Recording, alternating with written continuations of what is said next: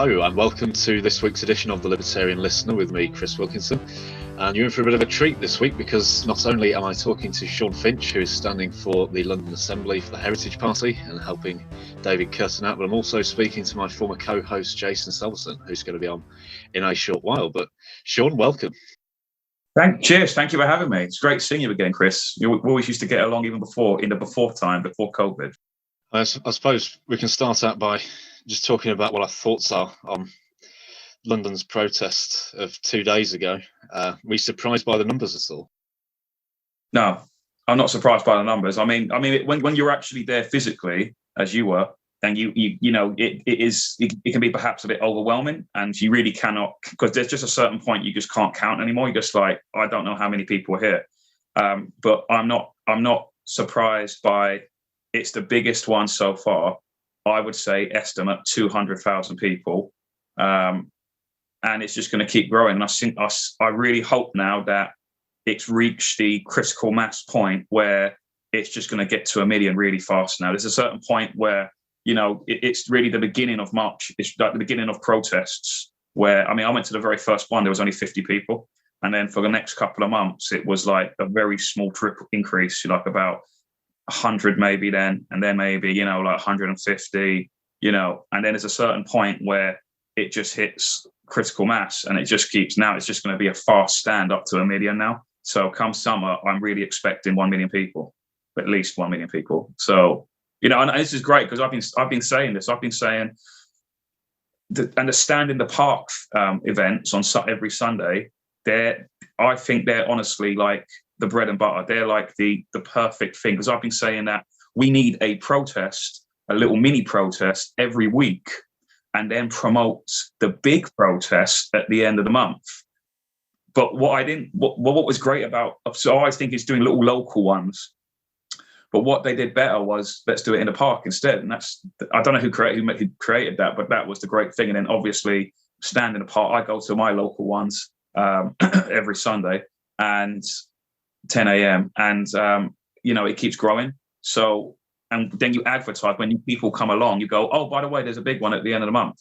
So, you know, this is I think this is it now. I think, although I do think it is going to go on for quite a long time as well. Yes, we will hit 1 million people, but I think the government they're in a catch-22 position now where they don't want to give grounds because they've gone too far off the lie. As I think I said this to you before on the previous time I was on, they've gone too far with the lie now, so they can't go back, because if Boris Johnson, you know, Matt Hancock, etc., turned around tomorrow and went, oh, actually, it's been a big mistake, everyone would lose their crap. They'll be, you know, it'll be like, well, hang on a minute, my business is destroyed, my son's committed suicide, my mother's missed her cancer treatment, which is, by the way, my mother's now got cancer, has a tumor on her brain, and the NHS aren't helping her. So she possibly has brain cancer. They don't want to help her. So all of these things are going on. And then if Boris comes out tomorrow and goes, oh, actually made a mistake, you know, that would be political suicide. Like, people would not only want him to go for good, they want him to be arrested. And this is why he has to keep up the lie and go, no, I'm doing the right thing. I'm doing the right thing. I think they honestly know. I mean, you saw famously just recently, Matt Hancock was caught. He was going into 10 Downing Street and he had the mask on whilst walking on Downing Street. As soon as he went into number 10, you could see like the door didn't fully close. And you could see him take off the mask whilst he went into a building. So, do you know what I mean? Surely it'd be the other way around. Surely it's, no, you don't wear the mask on the street, but then when you go into a enclosed building, then you would put the mask on. Not Matt Hancock. And that's the NHS. That's the Secretary of State for Health. So either he's an idiot, or, which is possible, or he's lying. I think it's the latter. Well, moving on to what the press actually said about Saturday's protest, I've got a quote from ITV here, which says 8 police officers have been injured after bottles and other objects were thrown at them as they cleared crowds following a protest against COVID-19 vaccine passports and coronavirus lockdown restrictions in central London.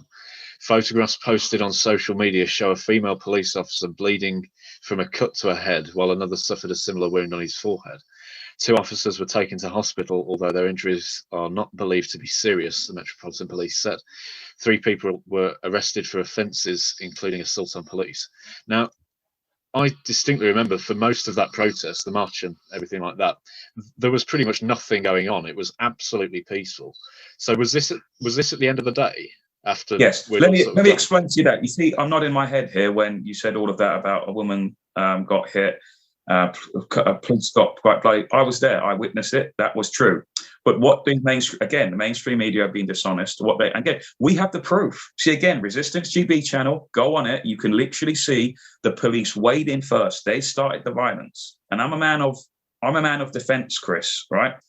I don't care whether you're the police or a random person on the street. I don't care. If you come in hard and you start the violence, then I believe in self-defence. What happened is that the police waded in. There was a band called Jam for Freedom, and they had the drum sets out, they had guitars out, and they were literally playing. The song that they waded in on was Californication by Red Hot Chili Peppers, right? The police, they didn't send like a liaison officer to speak to the bands and say, oh, hey, look, you got to pack up and go. They just sent in about 50 to 100 police officers into the bands, and they try to take the equipment, they try to take the drum set, they try to take the guitars, the amplifiers, etc. And people weren't having it because it came in heavy. And then they just, I'm not a man of violence, right?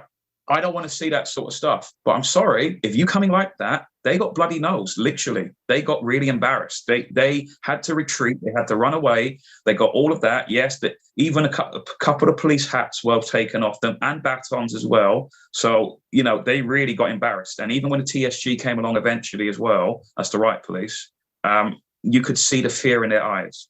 And I'm saying this now, come summer, because people have had enough now. Right, that's all pent up rage from what's going on. Yeah, come summer, if the police continue to act like that, if it's if Sadiq Khan is still the mayor because he's the police and crime commissioner, or if any other sort of aggressive person, including Sean Bailey, the Conservative, because Khan and Bailey are the same thing, right? The Conservative and Labour are the same coin, right? People need to wake up to that. If David Curtin is not elected mayor, and this continues, come summer, I don't care how many shields the TSG have, how many horses they have, they will lose.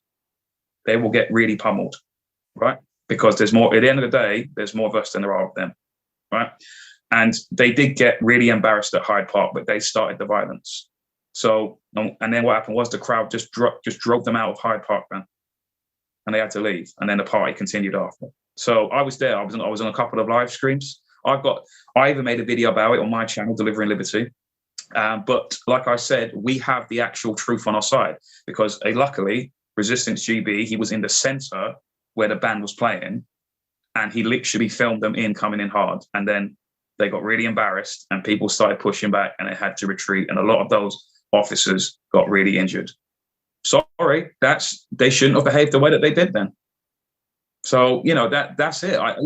Again, thank God for alternative media. Because we're the growing media, we're like the new media that's rising. That's why they hate us. We've got the truth on our side. If we didn't have smart cameras or smartphones, or YouTube or the alternatives library and Odyssey, I prefer personally, you wouldn't see the truth. But we have the truth on our side now, and a lot of people are waking up to that. So that's all I can say about that, really. Well, one of the sort of liars, I suppose, in the media is actually Reuters, which you'd expect to be one of the sort of more impartial ones, but it's not. They said several thousand anti-lockdown demonstrators marched through central London on Saturday despite restrictions on mass gatherings during the COVID-19 pandemic. The protesters view COVID-19 restrictions as unnecessary and a breach of their human rights. They oppose vaccinations, mask wearing and so-called health passports. The media have put numbers at about 10,000, though the Metropolitan Police did not confirm a figure. And we all know why, of course. If it was ever publicised that 200, 300,000 people went along to that, it might perhaps suggest that there is some credibility to our arguments, and maybe it's a good thing to be a part of, and maybe those who aren't going to it yet might want to go to it. So evidently you can see why that sort of thing is the case. I saw a friend I hadn't seen for 15 years, and I said, wow, I used to go out with her best friend, and I said, wow, oh my God, I can't believe I'm seeing you here. She goes like, yeah, I just had enough of it. She told me about a bunch of other friends who I know, who said that they're all, and it's their first ever protest. So, these are normie sort of people. These are people who are not usually typical protesters, who are not usually, to talk about these things. And, and this is what I'm saying as well, yeah? The reason why the state, the police treat us, as in freedom-loving people / anti-lockdown people, whatever you want to call us, the reason why they hate us the most is because we unite people. So we don't care whether you're black, white, Asian, gay, straight, all of the religions, left, right, doesn't matter to us. We don't care. We really don't care. All we care about is, do you believe in liberty? That's it. And if it's yes, then get on board, right? And the reason why that is because they have the other organizations, again, like the journalists, they're state-approved organizations like Black Lives Matter, Extinction Rebellion, all of the feminist junk, right? They're all about division. They're all about divide. Like with obviously Black Lives Matter, it's, white people are evil or whatever, right? Divide.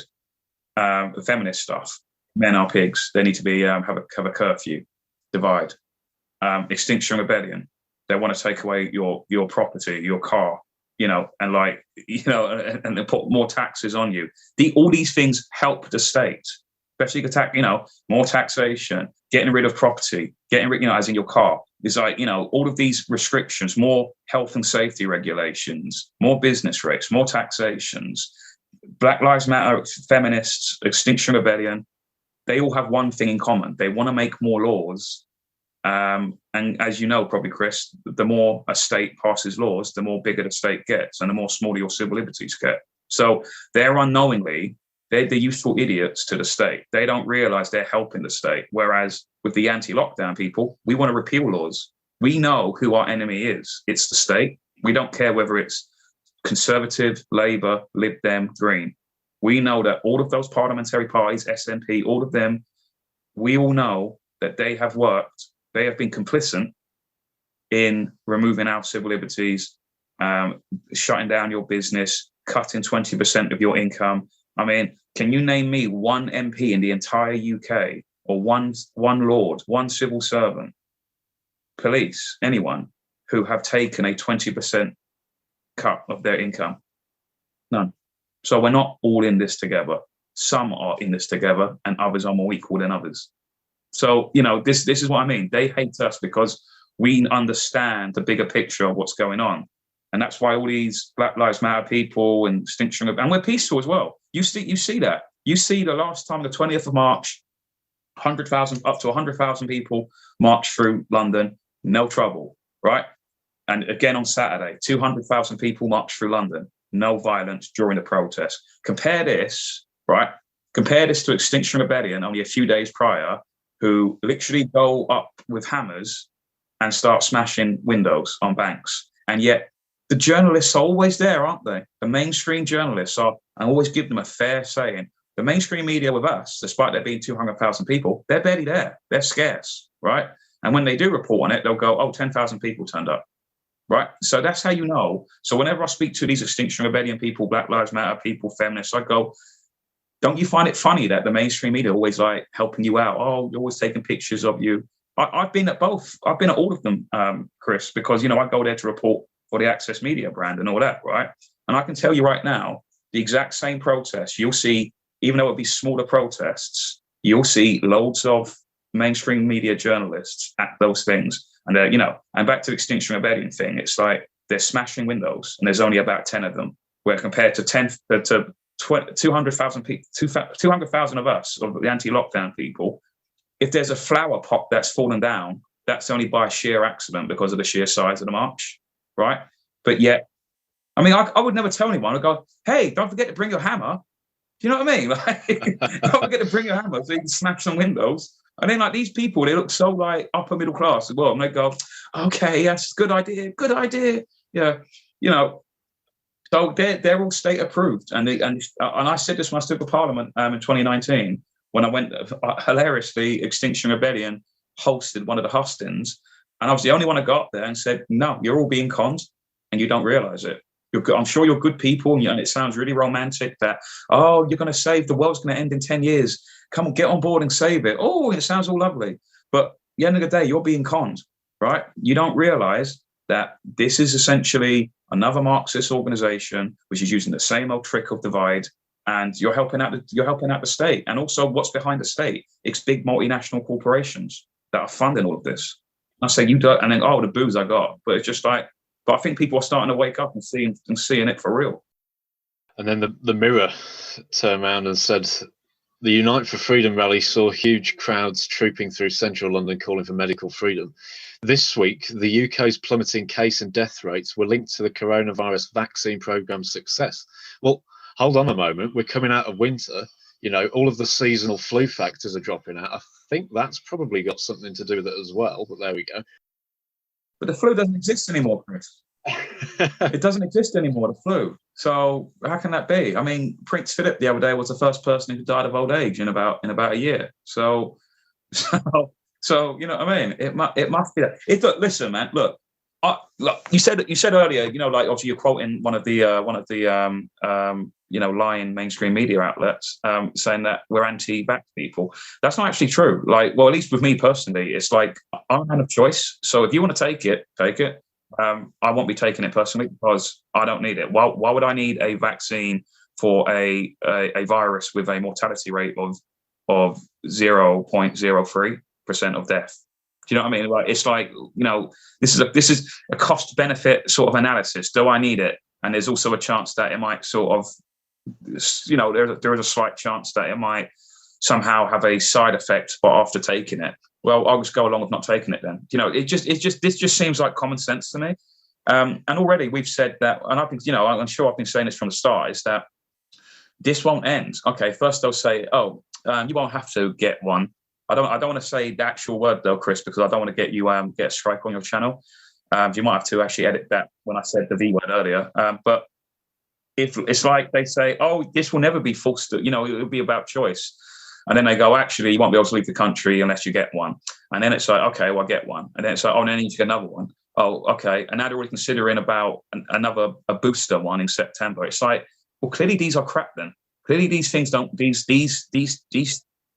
jabs just don't work then. Because if I need a booster by September, they're considering that. It's like, well, clearly it's junk then. Clearly they don't work. They're just a glorified placebo effect. But then you're also taking that and you're taking experimental, again, I don't want to get you a strike. You're taking experimental sort of procedures. You don't know what's going on because it's not a typical V word. It's something brand new.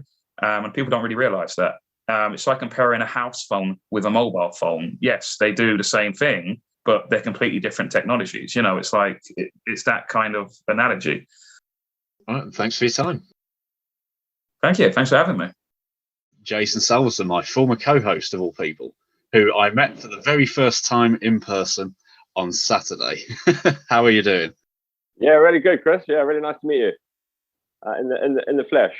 Yeah, finally, after seeing each other on a screen for so long, it's good to meet up like that. and what a day we had, Chris. I got to say, sure. Absolutely. We've got a few sources, and we'll see what we think about them as we go on. The first one is from the Standard, which has said thousands of people have descended on central London for an anti-lockdown protest against COVID jabs and vaccine passports, even though shops and pubs have reopened. They fail, of course, to mention in that we've still got to wear masks, we've still got to social distance and things like that, but there we go. The Unite for Freedom rally saw huge crowds marching and shouting demands for medical freedom. I never heard that happen. Signs saying freedom is non-negotiable were held up as people let off brightly coloured smoke flares. Activists also carried giant inflatable syringes to protest what they called coerced vaccinations. As far as I remember, there was only one. Yeah, absolutely. Yeah. Absolutely, yeah. And it didn't say anything about that. I can't remember what it said. I don't know, but I mean, this is all part of the hype about the event in the media that's just portraying it as false.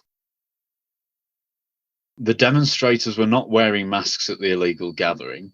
The demonstrators refused to observe any social distancing rules, and many people stood shoulder to shoulder.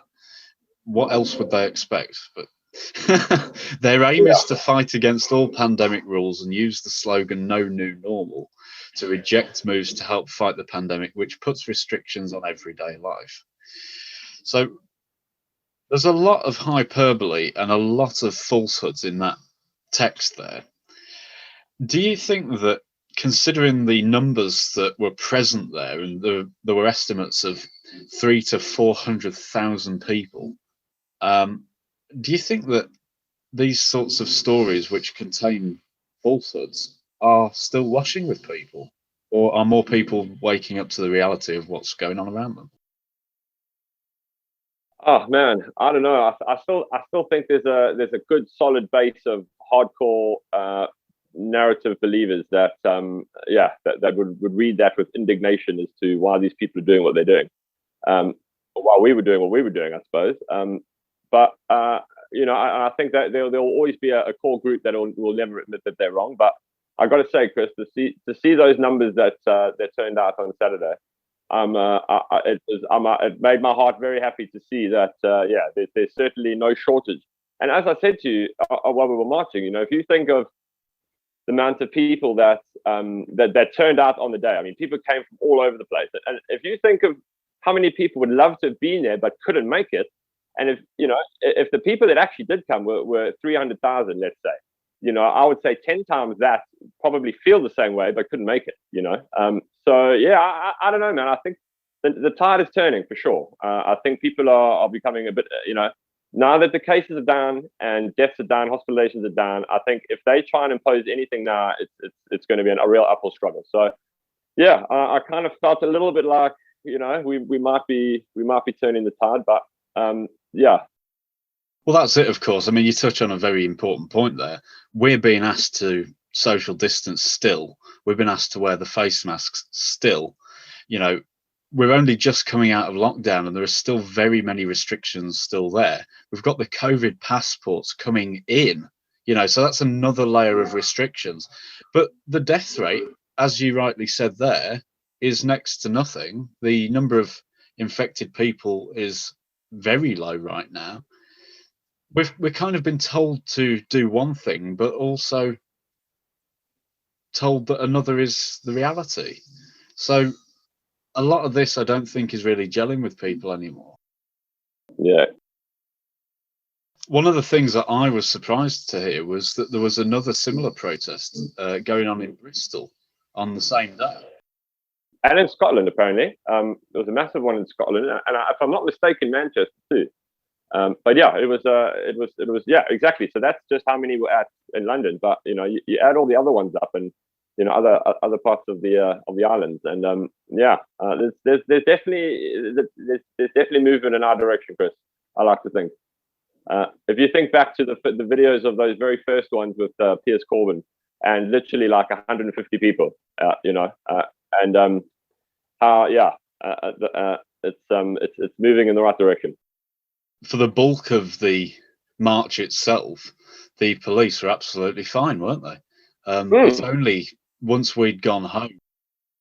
Yeah, we said a few times, like, it was remarkable how few police there were. I mean, considering the amount of people, I guess they just figured, well, look, we can't actually police all of these people, so we might as well just go full on, accommodating, which is certainly the right move. And yeah, it was so disappointing to see. I only saw that there was sort of the violence at the end. And yeah, it was completely provoked by the police. The cynic in me, I do kind of tend to think that the media needed a negative story.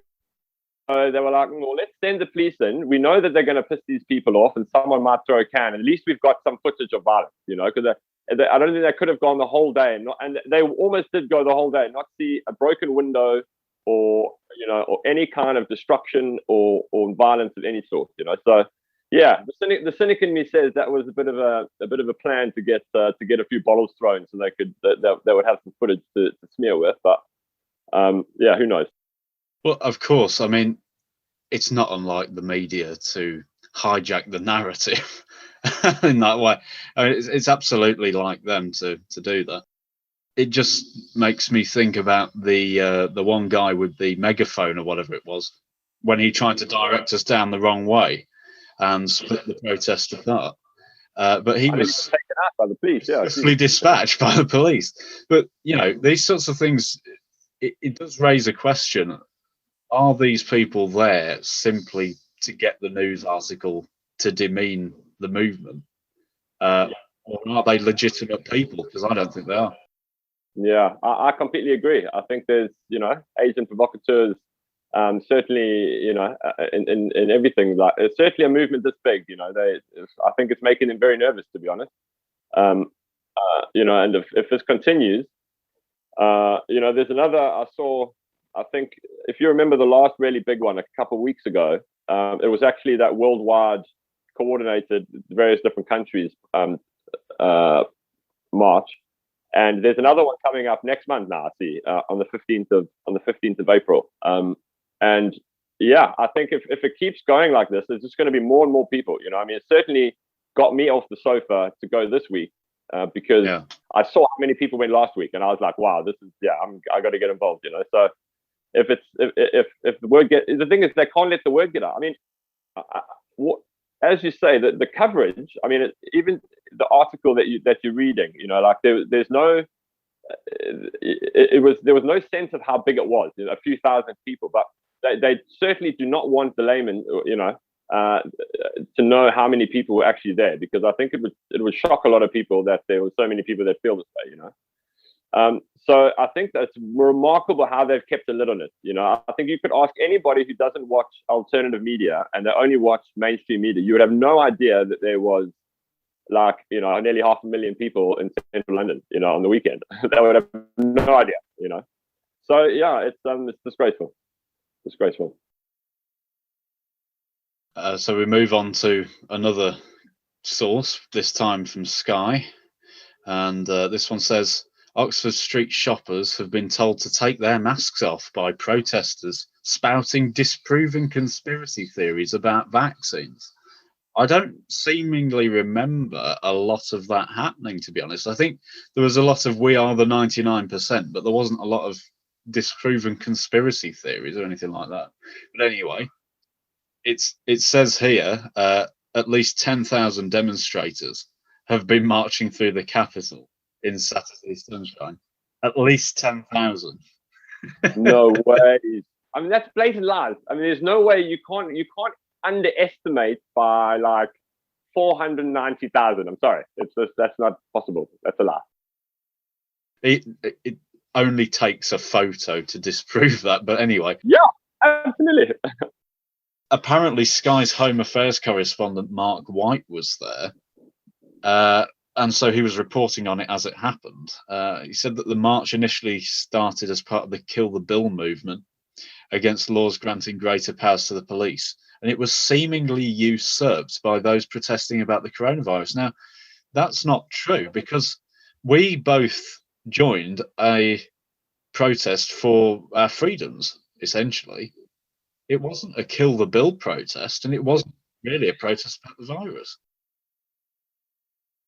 That's another kind of provable lie, I suppose. I had no idea. There was none of the posters, none of the promotional gear had anything to do with Kill the Bill. And I never saw one single banner that said Kill the Bill. And all that footage, you never saw Kill the Bill banner, blatant. Do you think as well that unless we talk to other people about our experiences on these protests and things like that, they'll probably not really understand what it is that we're trying to say, nor will they believe us anyway, because what they're consuming is the mainstream media's version of things, which, as we've just seen in those two sources, is false. Mm-hmm. Exactly. And what can we do really to draw people in, really, I suppose? It's a very good question, Chris. I mean, certainly I mean, the videos that I took on Saturday, I did send to a few people, and they were quite inquisitive. They were like, "Oh, how was it?" You know, blah, blah, blah. And they said, "Oh, cool." And I told the truth. I just said, "Look, it was like a big street carnival of like people who were just, you know, all about, you know, the good things of life and the good things of humanity, and, you know, music and dancing and, you know, smoking and carrying on." And they're keen. I mean, I think next time we go, Chris, it's gonna. I'll have recruited definitely a few more people, and yeah, and I mean, it's kind of like getting to go to a festival, and on a nice sunny day, walking through London in the sea of humanity. You know, it's a good day out, and yeah, I'm pretty sure I'll recruit a few people next time. So yeah, we'll see how we go, and if everyone just recruits one other person, you know, imagine how that could spread. You know. So yeah, I mean, it's remarkable. Really, if you think about having that many people and not having, there was no footage of people having a brawl or a broken windscreen on a car, a broken bumper. I mean, absolutely. I mean, to have all those people there, and, you know, and everyone respected each other, and, you know, your surroundings. And it was just, yeah, it's the best vibe ever. I think I was blown away.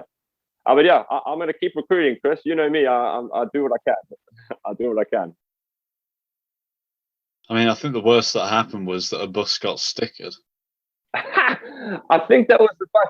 Remember, right in front of us, it tried to turn and got stuck. And the poor bus driver, shame. I did feel quite sorry for him. He was clearly like stressed out, and he was like, "Oh, what am I going to do? I'm stuck in the middle of the road. I can't do anything." Shame. I did feel a bit bad for him. But obviously, everyone got off the bus, and I think it just stood there, and everyone just stickered the hell out of it. It was great. Although some poor schlub is going to have to go with a little scraper and try and scrape them all off at some stage. Yeah, that's it. Yeah, shame.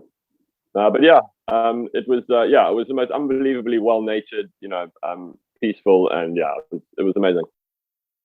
All right. Thanks for your time, Jason. Yeah, my pleasure. Awesome. Good to chat. Good to catch up, and we'll see you next time.